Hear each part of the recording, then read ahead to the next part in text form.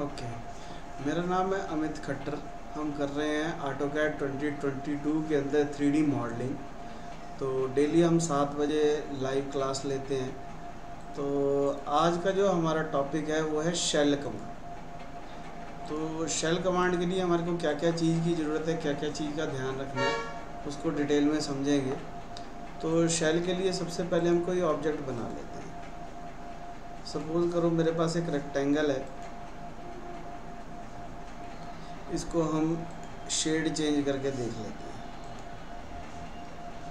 और अगर मैं इसको थोड़ा सा रोटेट कर लूँ तो और ज़्यादा इजीली समझ में आएगा। ठीक है, तो अभी हमने ये बना लिया रेक्टेंगल। यहाँ से व्यू में जाके अगर ये नेविगेशन बार बंद है तो इसको ऑन कर सकते हैं। यहाँ से भी मैं फ्री ऑर्बिट कमांड लेके इसको बड़े आसानी से रोटेट कर सकता हूँ। ठीक है, अब शेल कमांड में क्या है, होम में आ जाओ। होम में आके यहाँ से 3D मॉडलिंग कर देना नीचे। वर्क स्पेस स्विचिंग बोलते हैं इसको। ठीक है, तो जो लोग 2D में काम कर रहे हैं वो ड्राफ्टिंग में काम कर रहे हैं, यहाँ पे कर देना 3D मॉडलिंग। तो शेल में कई चीज़ें हैं हमारे पास समझने वाली। जैसे मैं अगर शेल कमांड ले लूँ, ऑब्जेक्ट सेलेक्ट किया, उसके बाद कहता कौन सा फेस रिमूव करना है। मैंने कहा जी ये फेस रिमूव करना है। ठीक है, एंटर करो और उसके बाद थिकनेस दे दो। थिकनेस किसकी? Wall thickness. तो हमने इसको 10 mm की वॉल थिकनेस दे दी। तो इसकी जो सारी वॉल्स हैं उसकी थिकनेस जो है 10 mm हो जाएगी। एक बारी फिर से देखते हैं। कंट्रोल Z किया, शेल किया, ऑब्जेक्ट सेलेक्ट किया। अब मैं ऊपर वाला फेस दे रहा हूँ। ठीक है, और वॉल थिकनेस मैंने कर दी 50। रिमूव फेस सेलेक्ट करके एंटर दबाना पहले, फिर डिस्टेंस पूछेगा, फिर वैल्यू भरनी है। तो ये जो ऑब्जेक्ट है मेरा शेल हो जाएगा।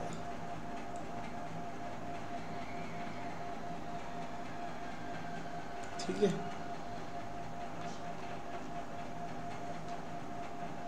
अगर मैं शेल लेते हुए 2 फेस सेलेक्ट कर लेता हूँ,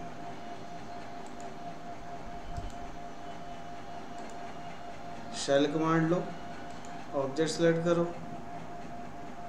फिर उसके बाद फेस बताओ। एक फेस ये, एक फेस ये। अब की बार हमने 2 फेस डिलीट करने को बोला है। एंटर किया, कितनी थिकनेस? मैंने कहा जी 50। एंटर। तो ये हमारा जो है 2 फेस डिलीट कर देगा।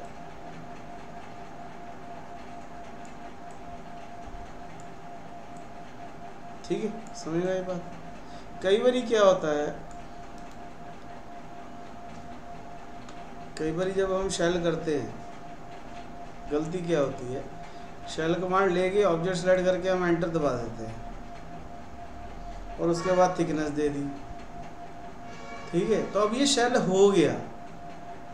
अगर हम इसको वायर फ्रेम में देखें, जैसे गुल्लक होती है ना, चारों तरफ से बंद अंदर से खाली, तो ये शेल हो चुका है।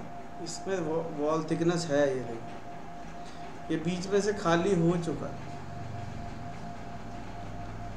तो इसलिए इस चीज़ को अब दोबारा शेल नहीं किया जा सकता।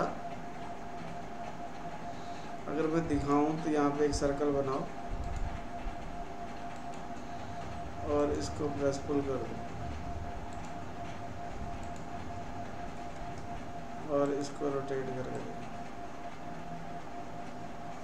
तो ये बीच में से खाली है ये। ठीक है, तो इस चीज़ को दोबारा से शेल नहीं किया जा सकता। जो चीज़ एक बार शेल हो गई, तो इसलिए ध्यान रखना है कि हम शेल कमांड को कैसे यूज़ कर सकते हैं। ठीक है, जब हम अंडू कर रहे होते हैं तब यहाँ पे लिखा हुआ आता है कि हमने क्या क्या चेंज किया। ठीक है। अगर मान लो दो ऑब्जेक्ट है, इसके ऊपर एक और ऑब्जेक्ट बना हुआ है,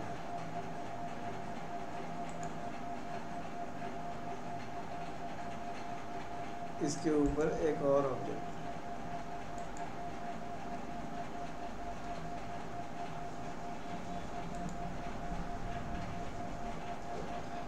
या रेक्टेंगल ही बना लेता हूँ।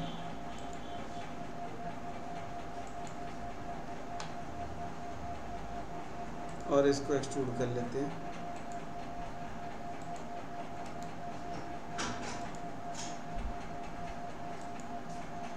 ठीक है। अब ये दोनों को यूनियन हमने नहीं किया अभी ये यूनियन नहीं है। तो जब मैं इसको शेड करूँगा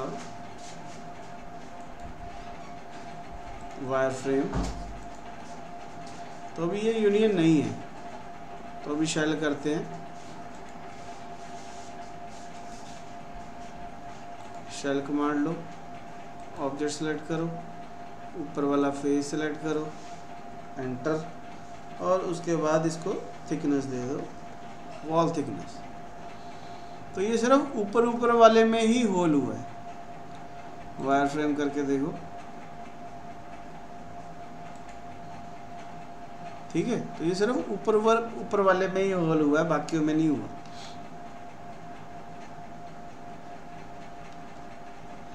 अगर मैं इन दोनों को कर दूं union,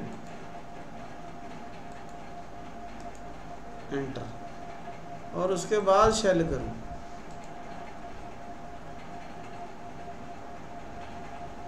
object select, enter, sorry, object select, उसके बाद फेस टू रिमूव, एक फेस ये दे देते हैं, एक फेस ये दे देते हैं, एंटर।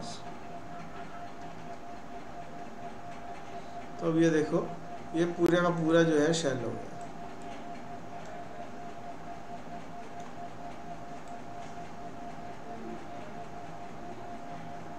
ठीक है, आई बात समझ में। तो शेल करते हुए हमारे को इन चीज़ों का ध्यान रखना पड़ेगा कि हमारे को शेल की थिकनेस कितनी चाहिए, वॉल थिकनेस कितनी चाहिए हमारे को, ठीक है। हमारा कौन सा ऑब्जेक्ट यूनियन है कि नहीं है, अगर दो ऑब्जेक्ट हैं तो आपस में यूनियन है कि नहीं है, ठीक है। और ऑब्जेक्ट सेलेक्ट करने के बाद हमने कौन सा फेस रिमूव करने को बोला, ठीक है।